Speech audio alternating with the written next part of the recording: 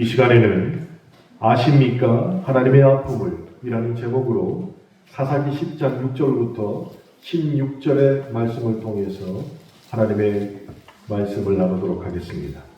사사기 10장 6절부터 16절까지의 말씀을 이 시간 함께 읽겠습니다.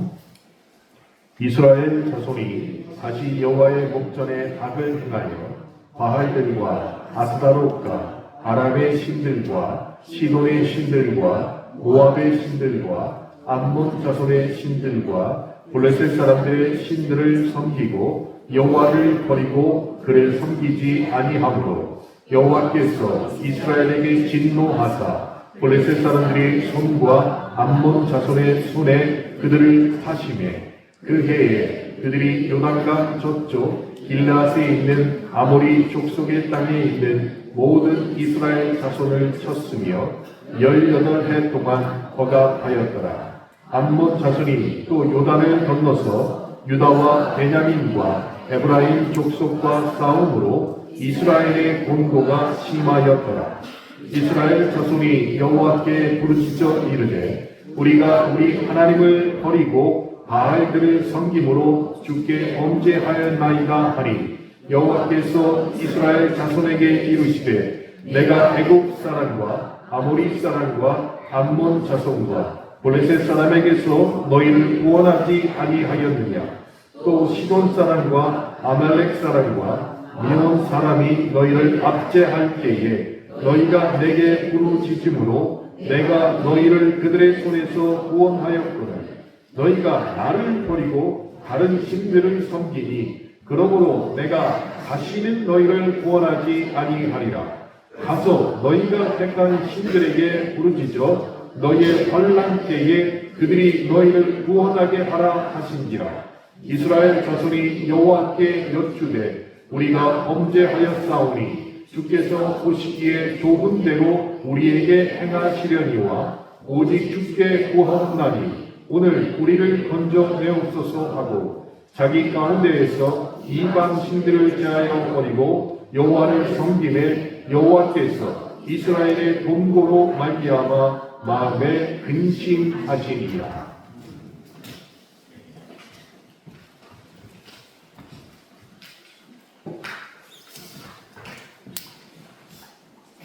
어떤 회사의 CF 속에 이런 글이 등장을 했습니다. 자식은 만난 것을 먹고 배불러하고 부모는 자식 먹는 것을 보고 배불러한다. 자식은 제 몸에 탈이 나서 아파하고 부모는 대신 아파해 줄 수 없어서 아파한다. 자식은 자기 잘될 꿈을 꾸고 부모는 자식 잘되기를 꿈꾼다. 자식의 행복을 채우신 우리의 아버지, 어머니라는 글이 등장을 했습니다. 이 세상에 존재하는 어떤 인간도 사랑 없이 살 수는 없겠지요. 그래서 사랑한다는 말은 어찌 보면 행복하다는 말과 동일하고 사랑하라는 말은 행복하라는 말과 동일할 수 있을 것입니다. 그러니 어떤 사람을 만나서 사랑해 라고 말하는 것은 네가 반드시 행복해 라고 말하는 것과 같다는 것입니다. 그런데 세상을 살다 보니까 깨닫는 것이 있습니다. 사랑은 솜사탕같이 달콤함만 있는 게 아니라는 것을 나이가 들면서 깨닫게 되는 것이에요. 그리고 나서 더 나이가 들면 깨닫는 것입니다. 사랑은 고통을 수반한다는 것입니다. 이 자리에 아직 신혼을 겪고 있는 김경민 군과 황다혜 양이 있습니다. 신혼이지요. 그래서 저 사람들은 사랑을 몰라요. 사랑의 고통을 수반한다는 사실을 아직은 모를 때입니다. 그런데 나머지 분들 얼굴을 보면 다 수긍이 돼요. 사랑은 고통을 수반합니다. 아멘, 아멘 하시는 거예요. 그러니 자식과 부모 간에 혹은 부부 간에라도 깊은 사랑을 한다는 것은 어쩌면 기쁨과 동시에 고통도 같이 느낀다는 것을 깨닫게 된다는 것입니다. 세상살이도 그러한 것 같습니다. 강한 빛에는 더불어서 짙은 그림자가 따라올 수밖에 없습니다. 그래서 마찬가지로 큰 사랑에는 큰 그림자가 따라온다는 것이에요. 그래서 저 사람이 왜 이렇게 내 속을 애끓게 하고 왜 이렇게 내 사정을 비참하게 만들지? 불평하지 마세요. 내가 그만큼 그 사람을 사랑하기 때문에 그 그림자가 나에게 다가올 수밖에 없다는 것입니다. 그래서 아픔이 큰 것은 어찌 보면 사랑이 큰 것이라고 말할 수 있다는 것입니다. 성숙한 사랑은 그래서 희생을 감내하고 기다려주고 상대방의 아픔을 보면서 기꺼이 나를 내어주는 것인데 그것을 우리 주님이 하셨다는 것이에요. 그것을 우리 하나님이 하셨다는 것이에요. 그래서 하나님의 사랑은 아플 수밖에 없는 것입니다. 너무나 우리를 사랑하시기 때문에 아플 수밖에 없는 것입니다.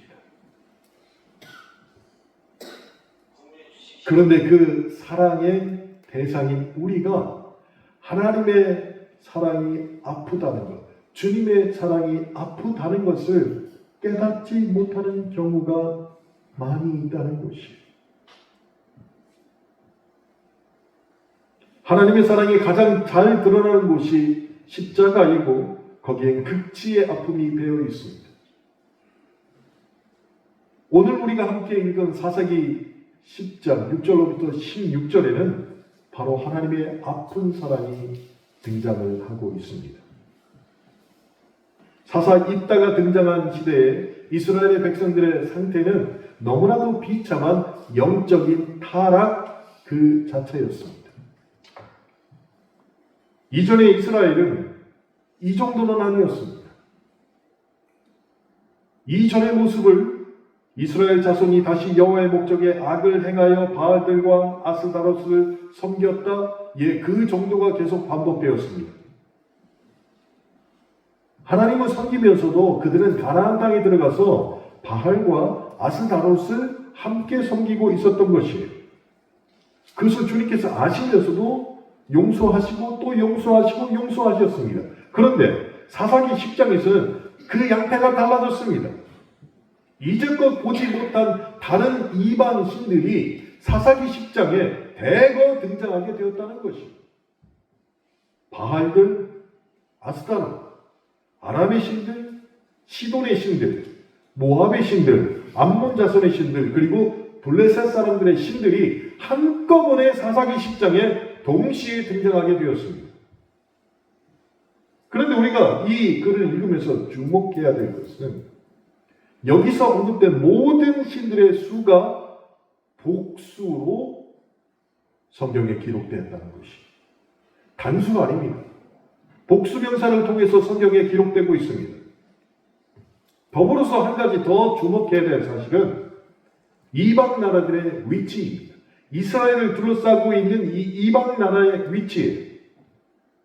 아람은 북동쪽에 있습니다. 시돈은 북서쪽에 있습니다. 모압은 남동쪽에 있고 암몬은 동쪽에 있습니다. 그리고 블레셋은 서쪽에 있습니다. 다른 말로 하면 이스라엘을 다 둘러싸고 있었다는 것이에요. 그래서 지금까지는 사사기 9장까지는 그들이 가나안에 들어와서 하나님과 더불어 바알과 아스다롯을 섬겼는데 사사기 10장에 와서 보니까 이스라엘을 둘러싸고 있는 모든 나라의 신들을 다 섬기고 있었다는 것이. 더 먼 곳에 있는 나라의 신들, 동서남북 사방팔방 모든 나라의 우상들을 수입해서 병행하여 하나님을 믿고 있던 이스라엘 백성들이 섬기고 있었다는 것이.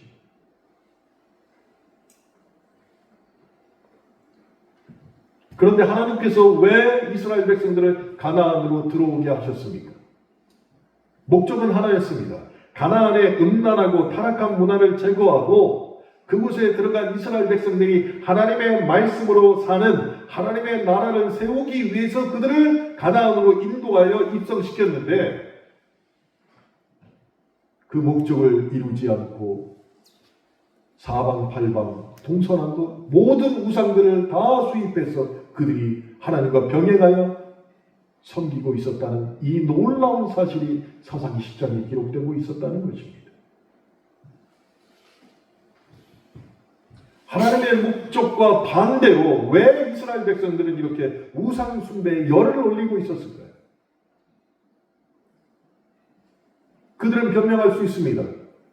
바알과 아스드롯은 우리가 가나안의 땅에 들어갔더니 거기에 있던 토착 신이니까 잘 융화되기 위해서 섬겼습니다. 예, 여기까지는 어떻게 해서든지 양보해서 이해할 수 있다고 생각할 수 있습니다. 그렇지만 다른 나라에서, 그것도 먼 곳에 있는 나라에서까지 수많은 우상들을 들여와서 그들을 섬기고 있었다? 이것은 이스라엘 백성들의 의지적인 타락을 그대로 우리에게 보여주고 있다는 것입니다.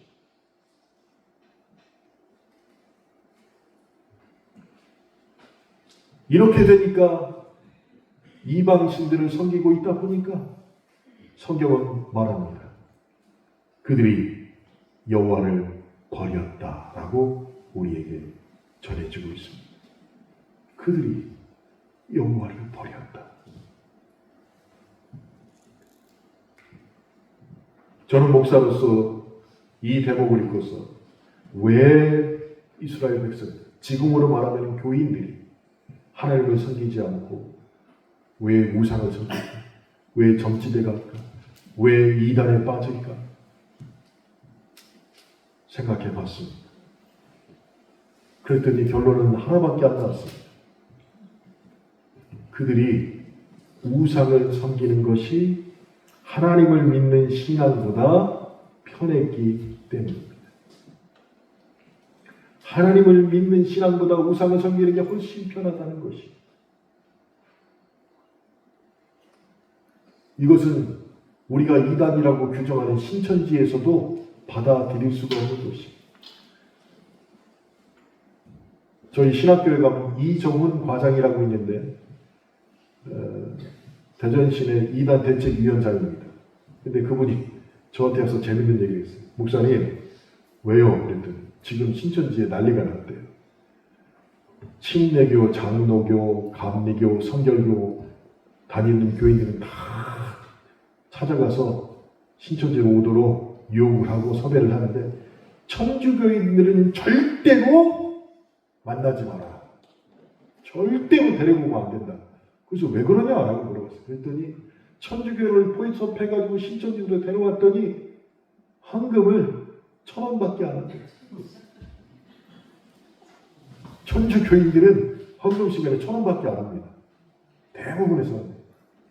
그러니까 데리고 왔는데 1,000원밖에 헌금을 안 하고 1시간 이상 머물지 않고 간다는 거예요. 나 집에 가야 된다고. 근데 밥은 꼭 먹고 간대.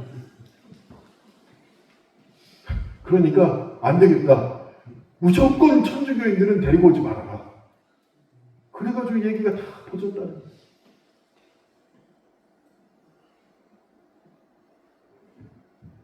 여러분, 하나님을 믿는데 편하게 믿으려고 하는 것은 아무리 생각해봐도 옳지 않은 것 같습니다. 하나님을 믿으면서 왜 우상을 좋아하느냐? 하나님을 믿는 신앙보다 우상을 믿는 게 편하기 때문이다. 그럼 우상이 주장하는 게 무엇입니까? 무엇이든 하고 싶은 것을 다 하라고 우상은 얘기하는 것이에요. 야, 너 그냥 하고 싶은 대로 다 해. 자신이 구하는 것이 하나님 앞에 옳은지 그른지 생각하지도 말고 오직 우상 앞에 나와서 복채를 많이 내며 마음속의 욕망을 마음껏 분출해라. 그래도 우상은 괜찮다라고 얘기한다는 것이. 그러니까 거기로 빠져 들어가는 것이.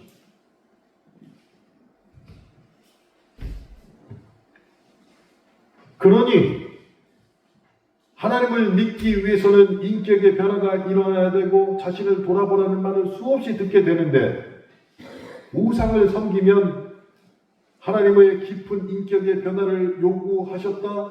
우상은 요구하지 않습니다. 죄에서 떠나라고 한다? 죄를 그냥 같이 동거하며 살아도 된다고 말하고 있어요. 하지 말라는 것이 하나님은 너무 많은데 너 하고 싶은 대로 다 해라 라고 하니까 하나님보다 우상을 섬기는 것이.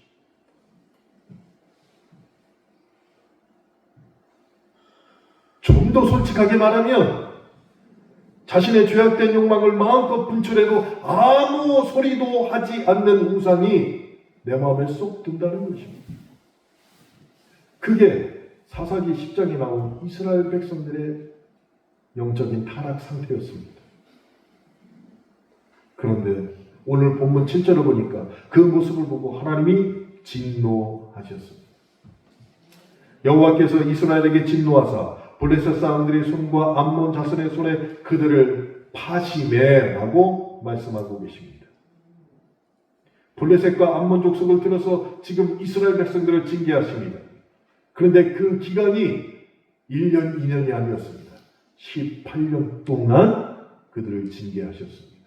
그들에게 진노하셨습니다. 그랬더니 이스라엘 백성들이 전체적으로 이제 어려움에 빠져들기 시작합니다.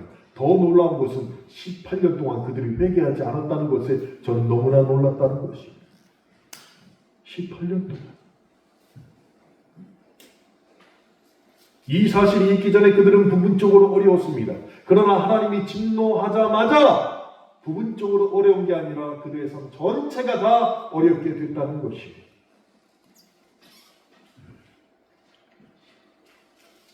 서편은 블레셋 사람들이 이스라엘을 탄압하고 동편 쪽에서는 암몬 사람들이 이스라엘을 탄압합니다. 그게 18년 동안 탄압하고 착취가 이루어졌습니다. 그런데 하나님은 그것으로도 부족했습니다. 요단 서편까지 넘어가서 이스라엘 백성들을 괴롭히는 사람들이 있었습니다.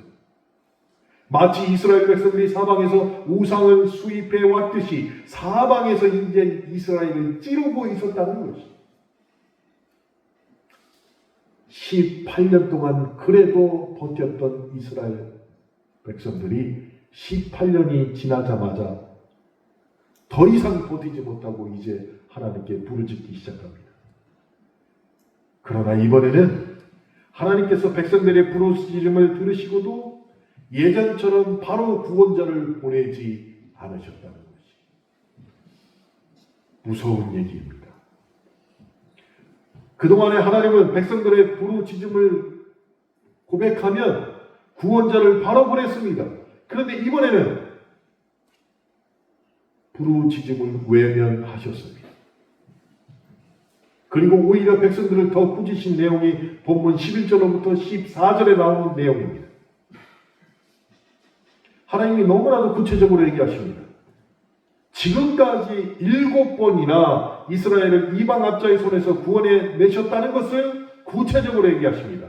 애굽, 아모리, 암몬, 블레셋, 시돈, 아멜렉, 마온 이 백성들의 손에서 내가 너희들 이미 구원해 내지 않았나? 라고 얘기하시는 것입니다.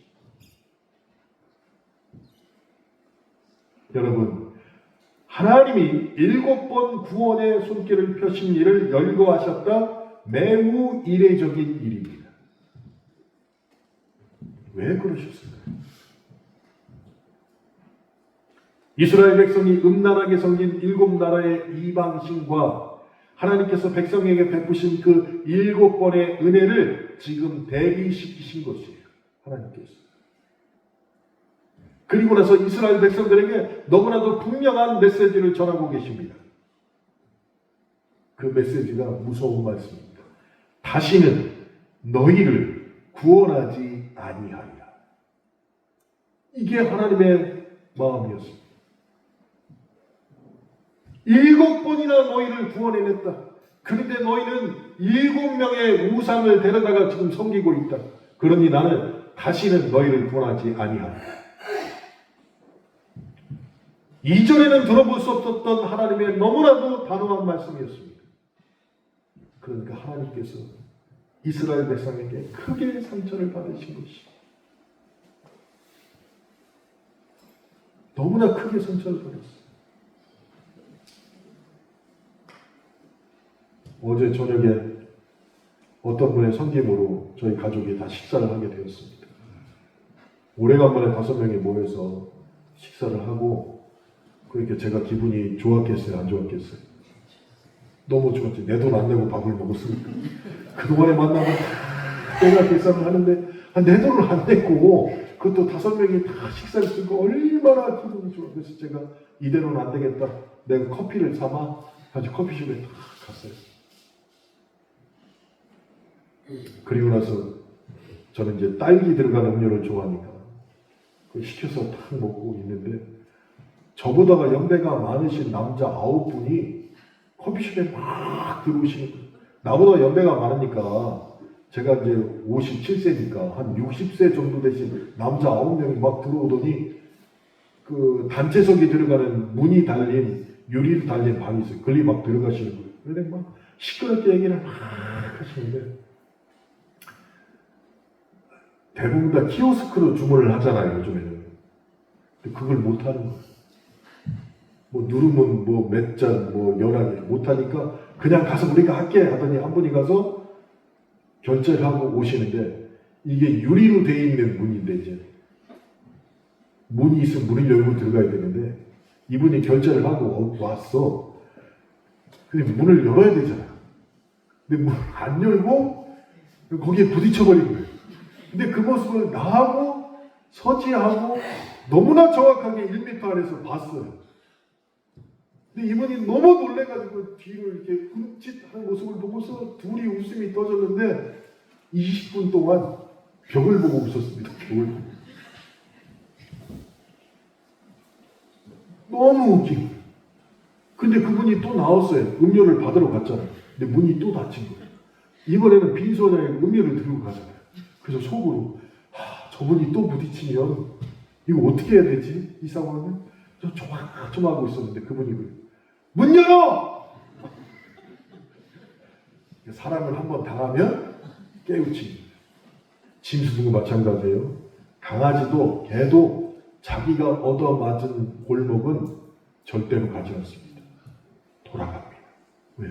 깨우쳤기 때문에. 그런데 7번이나 구원해 내신 하나님의 놀라우신 은혜를 이스라엘 백성들은 깨우치지 못했다. 그리고 18년이 지난 버티다 18년이 지난 이후에 하나님 이제는 잘못했습니다 라고 나오니까 하나님이 다시는 내가 너희를 구원하지 아니하리라 말씀하신 것이.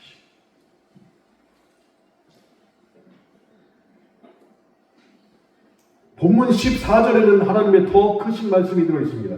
가서 너희가 택한 신들에게 부르짖어 너희의 환난 때에 그들이 너희를 구원하게 하라. 여러분, 하나님께서 얼마나 가슴이 아프면 자기 백성인 이스라엘 백성에게 이런 말씀을 하셨겠느냐. 얼마나 가슴이 아프고.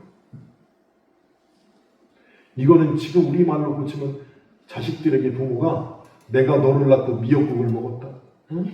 내가 너 같은 걸 낳고 내가 미역국을 먹었어. 이 말하고 똑같은 것이. 하나님께서 이스라엘을 향하여 정말로 단호한 회초리를 드셨습니다. 그랬더니 이스라엘 백성들이 그때부터 깨닫고 부르짖기 시작했습니다. 그리고 그들의 부르짖음은 이전의 7번과는 다른 양태를 보였다는 것이 사사기를 읽어보시면 알겠지만 사사기 9장까지는 이스라엘 백성들이 잘못한 이후에 하나님이 구원하셨을 때 그냥 부르짖었다라는 단어로만 기록되어 있습니다. 그런데 사사기 10장에 와서 보니까 이번에는 다르다는 것이, 우리 하나님을 버리고 바알들을 섬김으로 주께 범죄하였나이다 라고 스스로 입을 벌려 얘기하는 것이, 이 모습을 볼 때 사람들 중에, 남자와 여자 중에 여자가 하나님의 모습을 더 닮은 것 같아요. 왜 그러냐? 대부분 잘못은 남자가 합니까? 여자가 합니까? 인정하기 싫지만 남자가 더 많이 해요. 모르겠어. 하여튼간 남자가 많이. 그럼 여자가 남자에게 어떻게 얘기해요? 뭐 잘못했는지 얘기해봐. 아, 미치겠는 거야. 그럴 때는 솔직히. 아니 그냥 당신 이거 잘못했고 이거 잘못했고 이거 잘못했지 그러면은 네 다시는 안 그러겠습니다 이러면 좋겠는데, 뭘 잘못했는지 얘기해봐. 그러면은 속으로 저 여자가 어디까지 알고 있는 거지? 이거 괜히 얘기했다가 긁어 부스러운 말이 아니. 그리고 간을 보면서 이제 슬쩍 여기까지 얘기하면 그거 아닌데, 그러면 또 생각을 해야 되고, 조금 오버해서 얘기했다가 그것도 그랬어? 나오면은 큰일 나는 거고. 힘든 날을 저도 살았습니다. 그런데 그 모든 것을 다 뛰어넘어서 이제 이스라엘 백성이 있는 사실을 그대로 하나님 앞에 고하기 시작한다는 것이 지난 7번가의 부르짖음과는 양태가 다르다는 것이에요. 정확합니다. 우리 하나님을 버리고 바알들을 섬김으로 주께 범죄하였나이다.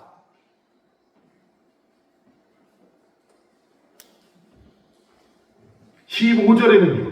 이스라엘 자손이 여호와께 여짜오되 우리가 범죄하였으니 주여 보시기에 좋은 대로 우리에게 행하시려니와 오직 주께 구하옵나니 오늘날 우리를 건져내옵소서라고 말하고 있는 것이, 이 말을 제가 기도한다는 형식으로 쉽게 한번 풀어 써봤어요.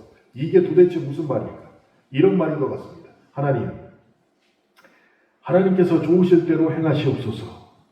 우리를 살리시는 것도 죽이는 것도 하나님의 권한입니다. 우리가 하나님을 버리고 우상을 섬겼으니 무슨 할 말이 있겠습니까? 저희들을 향한 하나님의 분노는 정당한 것입니다. 하오나 오직 하나님 말이 우리를 구원해 주실 수 있사오니 용서하시고 구원해 주시옵소서. 저희는 부르짖을 자격도 없고 용서받을 가치도 없사오나 다시 구하오니 우리를 살려 주시옵소서. 이게 15절의 말과 똑같다는 것이에요.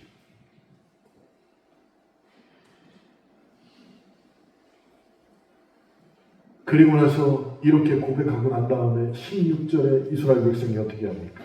자기 가운데서 이방신을 제하여 버리고 여호와를 섬기매.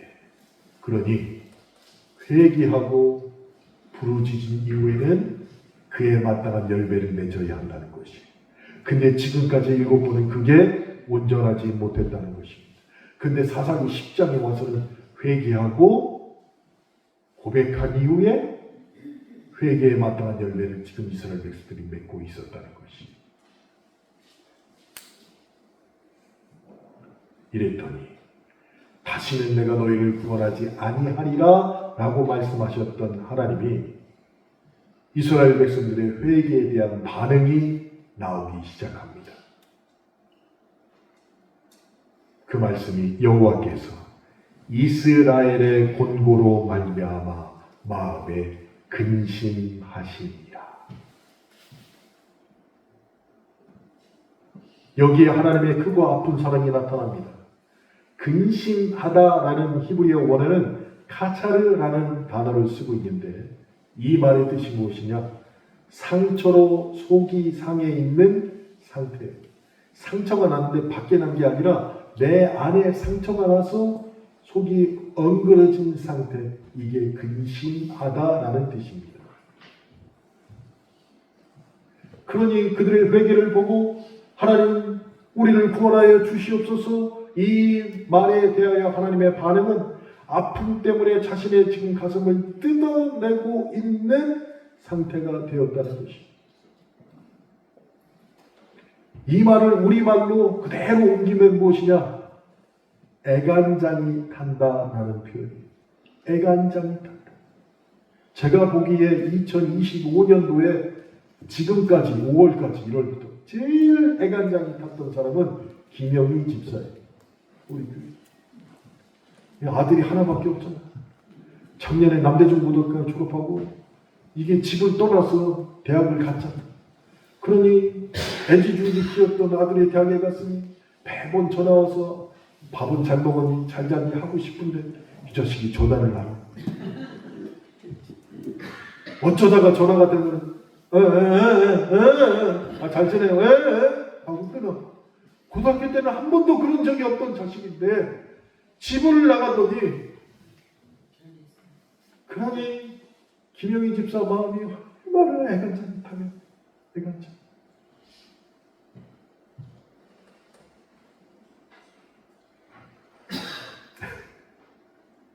그래도 오면은 혼내키지 않고 어때요? 네가 아무리 그래도 하고 싶은 거 먹고 싶은 거 아마 다 해줄 거야. 방학 때 오면은 다 해줄 거야. 근데 그 자식이 방학 때 안 와요. 아주 학교에서 할 일이 많아요. 안 와! 그러니까 애간장을 4년 동안 계속 태워야 된다는 얘기예요, 지금. 사사기 10장에도 그런 내용입니다. 백성들의 회개가 참된 회개이기 때문에 하나님이 지금 근심하고 계셨다는 것이.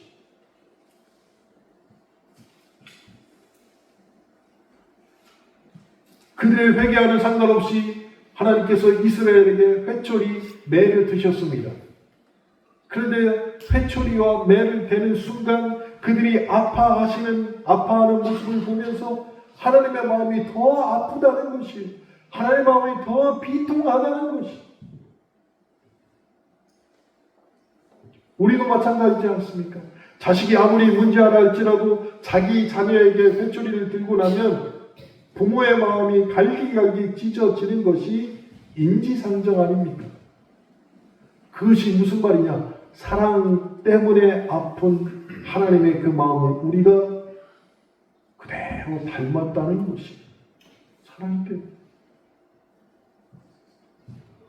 그런데 이러한 하나님의 아픈 그 마음 때문에 이스라엘과 우리에게 희망이 있다는 것입니다. 다시 말씀드립니다. 이스라엘이 회개했기 때문에 희망이 있는 것이 아니라 하나님의 끝없는 사랑이 우리에게는 희망이 된다는 것입니다. 사랑받을 자격이 없는 자에게 베푸시는 하나님의 끝없는 사랑 때문에 우리가 살 수 있다는 것이에요. 이상국 시인이 있습니다. 그분이 쓴 시 중에 가난하다는 것은 이라는 시가 있습니다. 그 내용이 이렇습니다. 돈 내놓으라고 어머니를 아들이 때리고 있었습니다. 돈 내놓으라고. 그 모습을 보고 있던 어떤 사람이 가서 그 아들을 패가지고 쓰러뜨렸어요. 이런 그냥 나쁜 놈 자식하고 어머니를 때리고 있으니까. 그랬는데 아들에게 맞아서 쓰러져 있는 어머니가 자기 자식이 누군가는 모르지만 다른 사람에게 맞아서 같이 땅바닥에 쓰러지니까 그 아들의 행위가 더 맞을까봐 쓰러진 어머니가 가서 얼른 아들의 얼굴을 가리고 같이 쓰러졌다는 것이죠. 지금 아들에게 맞아서 쓰러졌는데 그 아들이 다른 놈에게 맞아서 쓰러지니까 얼른 가서 그 아들의 얼굴을 감싸며 자기가 대신 맞겠다고 누워있는 거예요. 이게 어머니의 사랑입니다. 이게 부모의 사랑이라는 것이죠.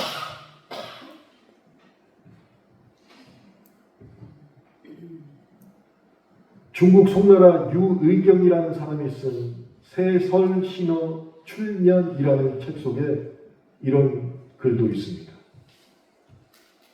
진나라 황공이라는 사람이 배를 타고 삼역계곡을 내려가고 있는데 병사 하나가 새끼 원숭이를 잡아갖고 왔습니다. 그런데 뒤늦게 새끼가 없어진 것을 알게 된 어미 원숭이가 3여 개국을 따라서 백리길을 그 배를 쫓아왔어요. 자기 새끼가 있는 배를.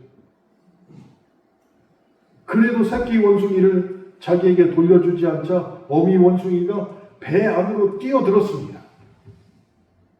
그리고 새끼 옆에 다가왔는데 그만 어미가 죽고 말았어요. 그래서 아니 왔으면 새끼를 데리고 나가야지. 어미가 왜 죽었지 하고 그 원숭이의 배를 갈라보았더니 원숭이 뱃속에 들어있던 창자 마디마디가 다 끊어져 버린 것이. 백리길을 새끼를 찾기 위해서 쫓아왔던 이 원숭이가 너무 애간장이 타서 새끼 옆에 딱 도착하자마자 창자가 다 끊어져서 죽은 것이었어요.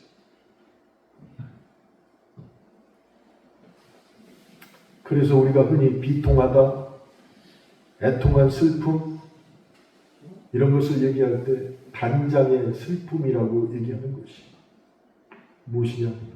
창자가 끊어지는 슬픔을 느낀다는 것이.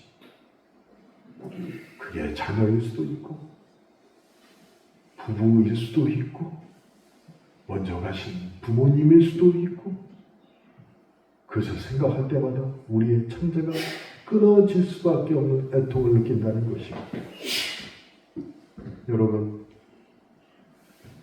원숭이가 그 새끼를 얼마나 사랑했습니까? 단장의 슬픔을 토하다가 실제로 창자가 찢어져서 죽었을까요? 페르나 같은 자식이라도 감싸 안는 것이 부모의 마음입니다. 잃어버린 새끼로 인해 창자가 끊어져 죽는 것이 자기 새끼에 대한 원숭이의 사랑입니다. 그런데 인간과 짐승의 사랑이 이 정도인데 하물며 독생자를 향한 하나님의 사랑이 인간만 못하면 짐승보다 못하면 그게 말이 되겠냐는 것이. 하나님도 자신의 독생자인 예수 그리스도를 그렇게 사랑하셨습니다. 그래서 예수님께서 할 수만 있으면 십자가의 죽음을 피하게 해달라고 겟세마네 동산에서 피땀 흘려 울부짖었을 때 왜 하나님께서 그 독생자의 간구를 들어주고 싶지 않았겠냐는 것이. 들어주고 싶지요. 십자가 위에서 사지가 찢어지는 고통으로 아버지여 어찌하여 나를 버리셨나이까 라는 외침을 들으면서 하나님께서는 단장의 슬픔을 느끼셨을 것이. 타는 입술로 절규하는 당신 독생자에게 내가 너를 구해주마라고 말하고 싶을 것입니다. 그런데 하나님께서는 십자가 위에 달리신 주님을 보시면서 끝내 무응답하셨습니다. 당신의 독생자가 죽어가는 것을 보고 단장의 고통이요 당신 자신의 죽음과도 같았지만 하나님께서는 끝까지 무응답하셨다는 것이에요. 왜 그러셨습니까? 그 순간 당신의 독생자에게 응답한다는 것은 다른 말로 하면 인간의 구원을 포기한다는 의미이기 때문입니다. 그러니 하나님께서는 인간을 포기하시는 대신 당신의 독생자를, 아니 당신 자신을 스스로 포기하셨던 것이. 그럴 수 있었던 것은 오직 하나님의 아픈 사랑 때문이 그 일을 가능하게 한 것입니다. 그리고 우리에게 말씀하시죠. 사랑받을 자격 없는 우리 인간을 이처럼 사랑하셨다. 이처럼 사랑하셨다. 제가 오늘 보면 16절 말씀 그 일부를 다시 읽어드리겠습니다. 여호와께서 이스라엘의 곤고로 말미암아 마음에 근심하시니라. 단장의 슬픔을 주님이 느끼셨다는 것입니다. 그러니 정말로 사랑한다. 내가 너를 정말로 사랑한다. 그 사랑은 아픔입니다. 그 사람으로 인하여 내가 아픔을 느낀다면 그게 진짜 사랑이라는 것이.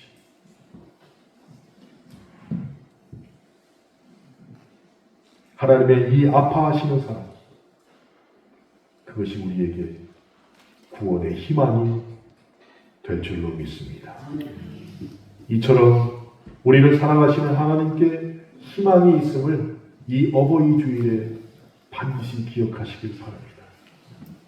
하나님이 우리에게 아파하시는 사랑으로 희망을 주신 것처럼, 그러면 우리도 사랑하는 자녀들에게 하나님의 모습처럼 보듬어주는 그 아픔의 사랑으로 희망을 더하여 주어야 한다는 것이 자녀뿐만이 아닙니다.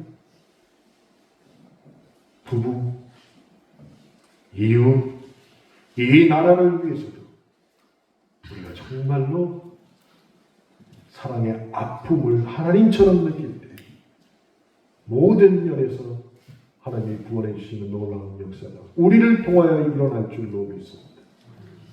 그러니 사사기 10장 6절로부터 16절에 나오는 하나님의 아픔을 반드시 기억하시길 주님의 이름으로 축원합니다. 함께 기도하겠습니다.